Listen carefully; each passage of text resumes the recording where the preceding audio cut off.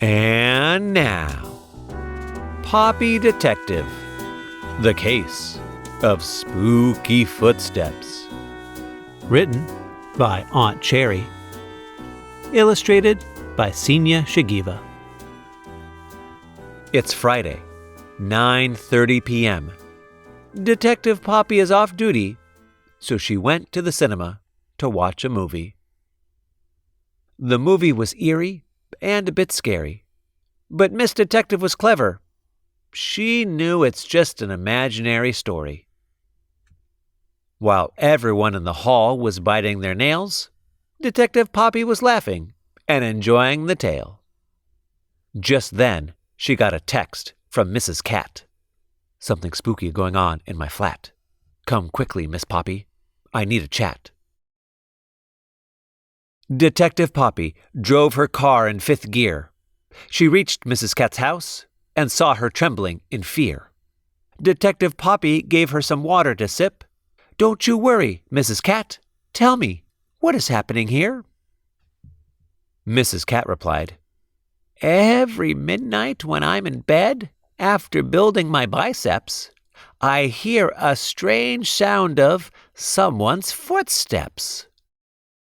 Click-clack, click-clack, click-clack it goes. I am sure someone walks around my house on 2 long legs.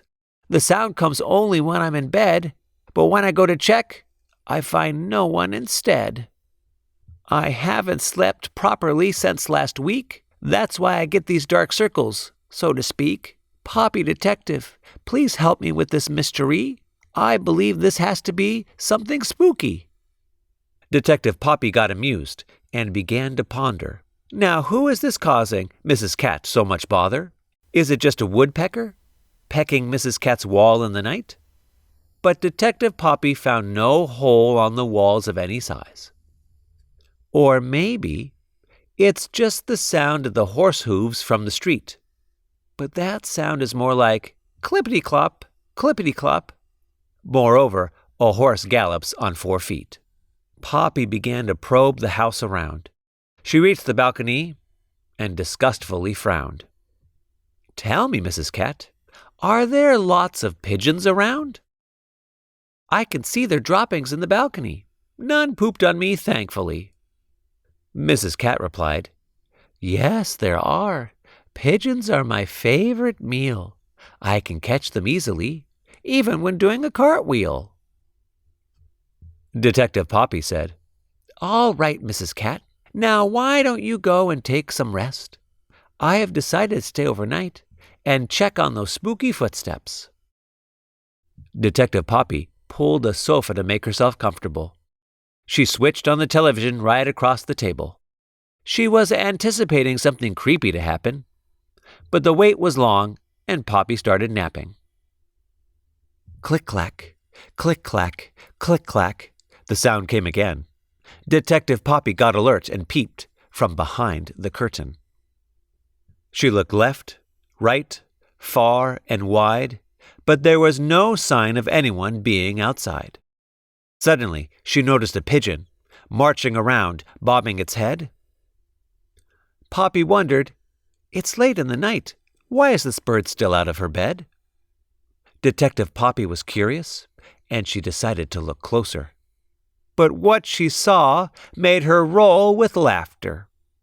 The pigeon was thumping around wearing high heels, making all those creepy sounds by all means.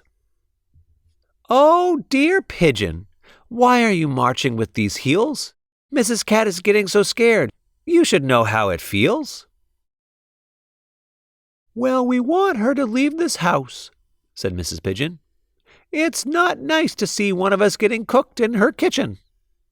Every midnight, I wear my heels and jump around.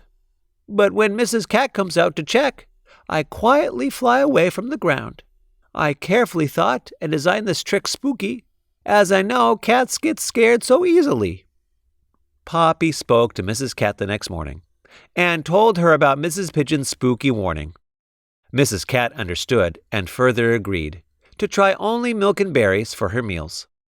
Mrs. Cat was happy to see The spooky footsteps case resolved. She thanked Poppy Parrot for being so involved. I am Poppy Parrot, I am the best. You give me a case, I will put it to rest. Dabbed Poppy.